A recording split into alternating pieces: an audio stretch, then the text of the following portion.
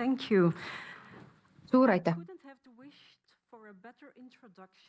Ma ei oleks osanud ihata paremat tutvustust Retti sündroomile kui see, mis siin just kõlas. Täna paluti mul kirjeldada minu teadustööd, mis on seotud Retti sündroomiga. Ma tean, et see on väga teaduslik ettekanne. Palun, ärge tundke ennast halvasti, kui te asjast täpselt aru ei saa. Ma räägin kõigest põhjalikumalt, aga Katrin palus mind, et räägiksin lähemalt Retti sündroomist ja minu tööst sellega seoses. Olen Belgiast, Leuvenist, olen meditsiinigeneetik, olen puutunud kokku erinevate geneetiliste haigustega, aga minu südameasjaks on haigused, mis on seotud MECP2 geeniga. Neid haigusi on 2. Selle valguga on seotud 2 haigust siis. Üks neist on Retti sündroom. Näete seda siin vasakul. See on sama sündroom, mis on Frankal.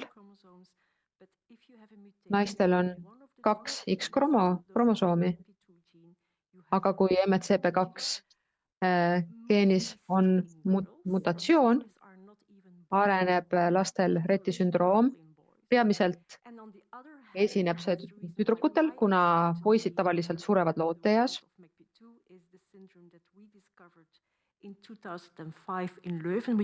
Aastal 2005 avastasime me Leuvenil ühe teise selle geeniga seotud sündroomi. See esineb poistel, kellel on seda proteiini liiga palju. Tüdrukutel, kellel on proteiini liiga vähe, on Retti sündroom, aga poistel, kellel on seda proteiini liiga palju, on MECP2 duplikatsiooni sündroom. Tegu on samuti väga raske sündroomiga, mis toob kaasa arenguhäired ja epilepsia. Räägin teadustööst, kuna enne ravi väljatöötamist peame saama aru, mida see konkreetne valk ajus teeb. Alles siis, kui me sellest haigusest paremini aru saame, võime hakata proovima mõjutama erinevate ravimitega molekuule või proovida geeniteraapiat. Nagu näete, millest juba ka räägiti, on ravim Daybue. See on ka Eestis juba mõnedele lastele saadaval. Belgias lastel veel selle ravimile ligipääsu ei ole. Ameerika Ühendriikides käib praegu 2 geenilist katset, kus üritatakse geeniteraapiaga teha geenis asendada efektne valk, aga sellest ma praegu lähemalt ei räägi. Ma räägin hoopis lähemalt meie teadustööst Leuvenis. Siin näete neid 2 geeniteraapiat, kus viirusesse sisestatakse õige geen, terve geen, see süstitakse seljaaju vedelikku, kust see jõuab patsiendi ajuni. Mina tahaksin täna rääkida lähemalt sellest, mida see valk teeb. See on tõeline meistervalk. Ma võrdlen seda alati süsihappegaasiga. See on nagu ühe suure ettevõtte juht. Sellel on palju erinevaid ülesandeid. Minu doktoritudengid peavad tavaliselt kirjutama eraldi teadustöö selle proteiini teemal, kuna see on niivõrd oluline. See on kõikide rakkude tuumas. See tähendab, et see mõjutab kõigi meie keha rakkude talitlust, kuid kõige paremini on selle toimet näha ajus. Seda leidub kõikides ajurakkude tüüpides. Seda leidub nii neuronites kui ka tugirakkudes.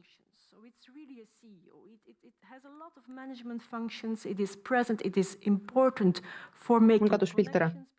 Sul on pilt või? Läinud? It is important that we have these little dendrites that grow out of the neurons that make contact.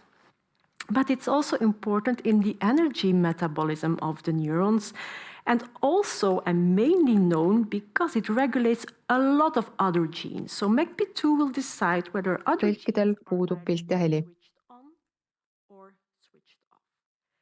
So this is what we call a transcription factor. So it has a lot of functions in the brain. Tõlkidel puudub pilt ja heli, vabandame. Have been studying the protein is by going in the lab and using different models. And the most used model to study diseases is the mouse. And so there are already since the 1990s several mouse models. What they have done is that they created a mutation in the gene and they have developed several mouse models, mice that show also some symptoms which are a bit similar to what we see in the girls. And of course, we can use the mice to test the drugs and to see Saame kasutada hiiri, have a good effect and can et teha ravimikatseid ja näha, kas ravim aitab mõningaid sümptomeid leevendada või need hoopis ära kaotada. Löövenis oleme kasutanud aga hoopis teistsugust mudelit. Ma ei tea, kas olete selle mudeliga tuttavad, aga seal mida me teeme, me kasutame inimrakke. Me valmistame laboris inimrakke ja me saame valmistada laboris lausa nii-öelda väikeseid miniajusid. Seda patsientidelt saadud rakkude abil.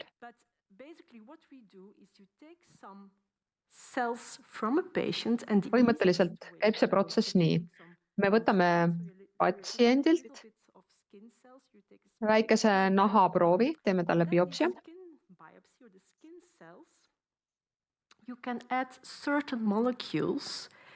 Nendele rakkudele saab lisada teatud molekule, nii et need naharakud arvavad, et nad peavad jälle muutuma tüvirakkudeks. Need imiteerivad selle patsiendi tüvirakke, kellelt me biopsia võtsime. Need tüvirakud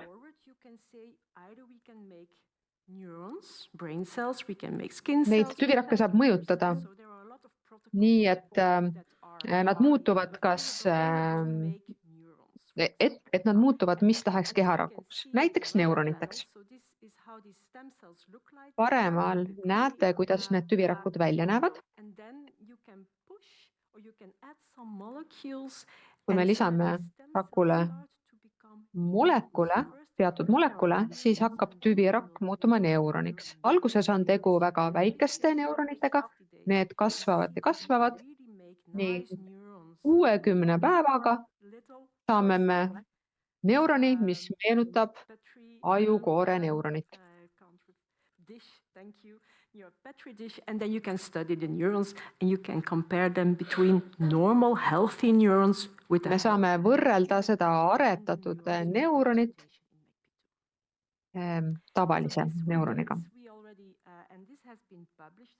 Oleme seda teinud, oleme selle kohta ka teadusartikli avaldanud, aga me läksime tegelikult ühe sammu kaugemale. Kui need neuronid seal laboris arenevad, siis 60 päeva pärast on nad valmis, aga pärast seda nad hukkuvad, sellepärast et neil on vaja sobivat keskkonda, neile on vaja verd ja loomulikku elukeskkonda. Mida me siis tegime, et seda probleemi lahendada? Me valmistasime laboris neuronid, väga noored neuronid, ja me süstisime inimese neuronid hiireaiu.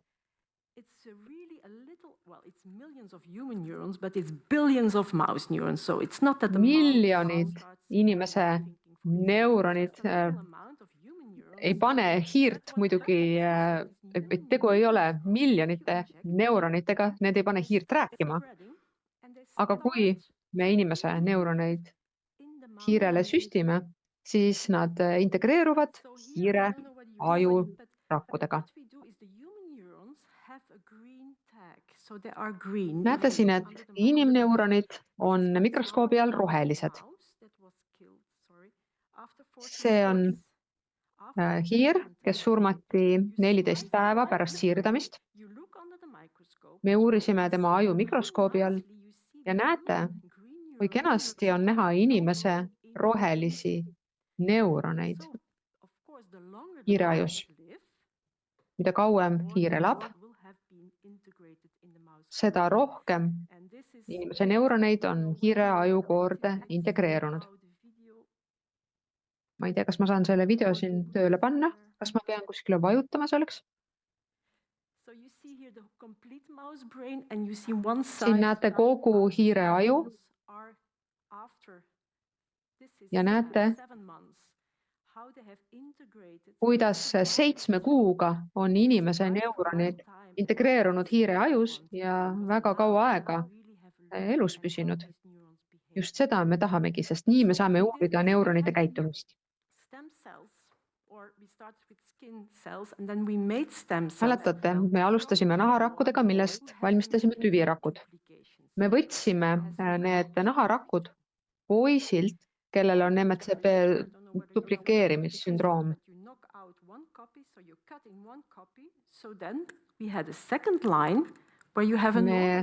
Meil oli 2 joont. Üks oli kontrolljoon, kus oli normaalne kogus MCP2 valku ja teine joon, kus oli liigne kogus MCP2 valku. Ja siis meil oli 3. joon, kus on liiga vähe valku. See on siis Reti sündroomi joon. Nende 3 joone abil saame me uurida nii Reti sündroomi kui ka MCP duplitseerimissündroomi. Ma tean, et see on siin tõsine teadus, aga ma püüan seda selgitada. Mida me siin saame teha? Me saame jälgida neuroneid. Me vaatame, kas neuronid toimivad, kas nad suhtlevad üksteisega. Me saame vaadata ka transkriptsiooni. Nagu ma juba ütlesin, siis MCP2 on nii-öelda lüliti, see saab geene sisse ja välja lülitada. Me saame vaadata, kas mõned geenid on sisse lülitatud või välja lülitatud. Ma ei hakka meie tulemusi detailselt kirjeldama. Aga kui me vaatame neuronite morfoloogiat, siis me saame uurida, millised neuronid välja näevad. Me näeme isegi, kui hästi nad küpsevad. Küpsemine tähendab seda, et ogad ehk need, millega neuronid omavahel suhtlevad, küpsevad. Mida rohkem neid ogasid on, seda küpsemad neuronid on. Saame vaadata, kas ogad on väga peenikesed või on nad juba jämedamad. See annab meile aimu, kuidas neuronid arenevad. Näitan teile, kuidas neuronid päriselt välja näevad. Meil on 3 erinevat haigust. Kontrolljoon on oranž, duplikatsioonisündroom on roheline ja Reti sündroom on sinine.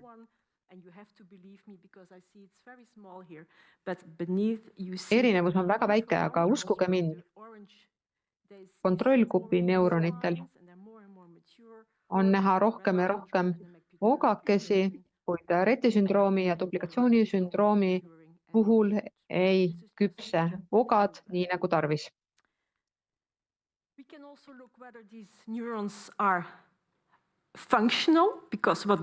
Saame mõõta ka neuronite talitlust. Neuronid ju suhtlevad üksteisega. Neuronid annavad edasi elektrilist stimulatsiooni. Kahjuks peame me selle uurimiseks hiiri tapma, aga niimoodi me näeme, kuidas toimub neuronite vaheline suhtlus. Vasakul näeme sünapsid, kus toimub keemiline ülekandmine. Keskmel on kujutatud pipetti, mis on lukustunud ühe neuroni külge. Siin näete jälle neid 3 joont. Reti sündroom on tähistatud rohelisega ja näeme, sinine on Reti sündroom ja roheline on duplikatsiooni sündroom. Näete, et sünapsite funktsioon ja küpsemine on sellisel puhul väiksem.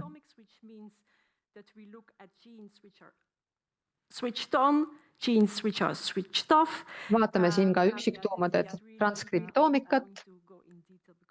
See on seotud sellega, kas geenid on sisse või välja lülitatud. Ma ei hakka seda siin üksikasjalikult selgitama, kuna see on päris keeruline protsess, aga ka siin näeme, et Reti sündroomi puhul on sisse lülitatud ja välja lülitatud mitmed geenid, mis seda normaalselt ei ole. Duplikatsiooni sündroomi puhul on see Reti sündroomiga vastupidine. Oleme leidnud sadu geene, mille regulatsioon on tavapärasest erinev, kuid usume, et see, mida me oleme siiani avastanud, on vaid jäämäedi. Oleme uurinud, mida sisse ja välja lülitatud geenid täpsemalt teevad, mis on nende funktsioon. Aga ka sellest ma praegu väga põhjalikult ei räägi. Tahtsin anda teile aimu meie teadustööd. Teadustöö on oluline, me peame teadma, kuidas see haigus välja kujuneb. Me peame aru saama, millised geenid on sisse lülitatud, millised välja lülitatud. Ainult siis saame me otsida uusi teraapiaid, uusi molekule, mis võivad mõjutada patsiendi elu.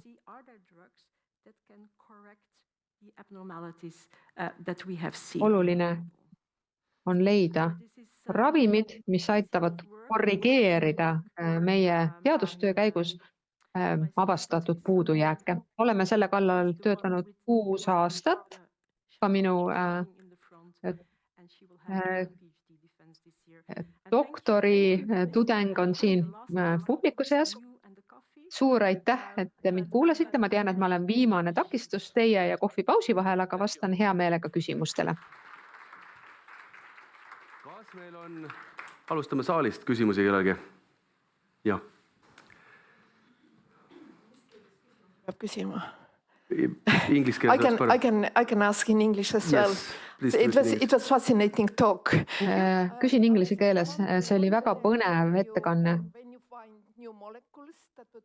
Kui te leiate uusi molekule, mis võiksid toimida, siis kas saate samuti oma mudelit kasutada, et neid molekule laboris katsetada, ilma et peaksite tegema katseid hiirte või inimestega? Ja seda ma juba selgitasingi. Meil on ka in vitro mudel, kus me hoiame neuronid katseklaasis. Häda on selles, et 60 päeva pärast on need neuronid endiselt väga noored ja need ei kajasta tegelikult ajus toimuvat. Reti sündroomiga on see häda, et esimestel elukuudel kuni esimese eluaastani on areng lapsel normaalne ja väga raske on laboritingimustes sinna faasi jõuda. Just seetõttu eelistame in vivo mudelit. Meie ajul kulub vähemasti 9 kuud, et areneda enne kui me sünnime. Lapse aju areneb ema üsas juba 9 kuud.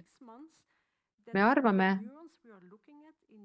et kulub 6 kuud, kuni hiire aiu integreerunud neuronid on võrreldavad vastsündinu neuronitega.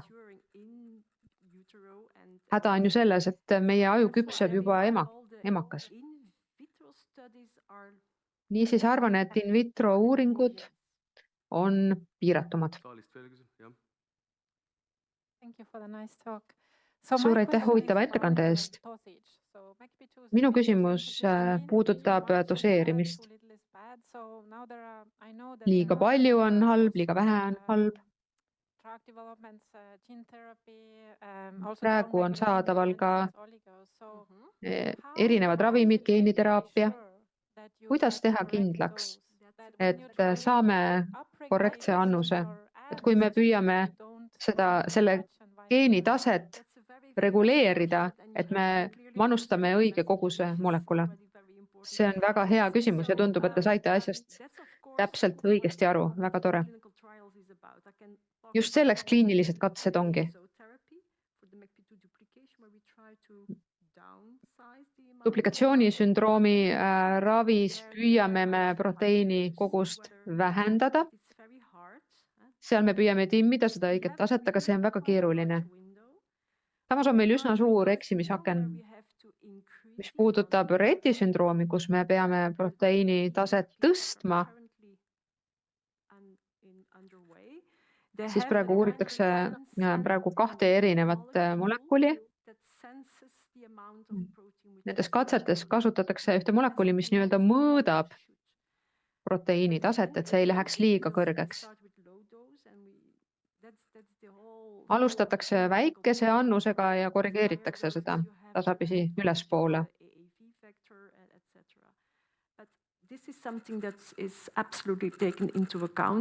Sellega arvestatakse katseid tehes ja mingis mõttes on see katse-eksitusmeetod. Me anname endast parima, oleme väga ettevaatlikud, kuid see on väga keeruline, sest meil ei ole väga häid biomarkereid, vähemasti minul enda töös ei ole.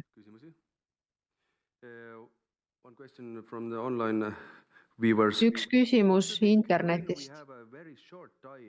Mis te arvate, kui aeg esmastest sümptomitest diagnoosini on väga lühikene, siis kas saaksime Daybue või mõne muu ravimiga ennetada mõningaid või enamikku Reti sündroomi sümptomeid?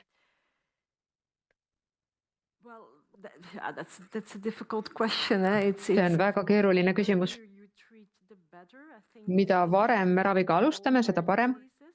Ma arvan, et see kehtib kõikide harvikhaiguste kohal.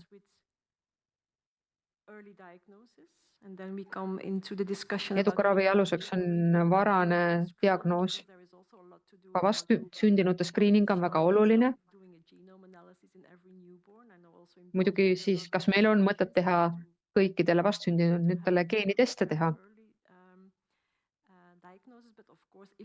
See võimaldaks meil muidugi asju väga vara diagnoosida, aga kui me juba midagi diagnoosime, peaks meil olema ka ravivõimalus. Mõlemad pooled peavad olemas olema.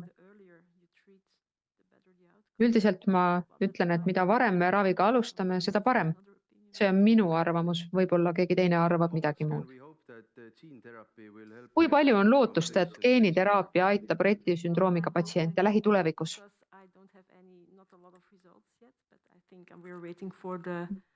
Mul ei ole veel katsete tulemusi käes. Loodetavasti saame need sellel aastal. So thank you, Tartu Ülikooli Lööveni ülikooli haigla tippspetsialist ja Tartu Ülikooli kliinikumi külalisarst, õppejõud professor Hilde Vanesh. Thank you.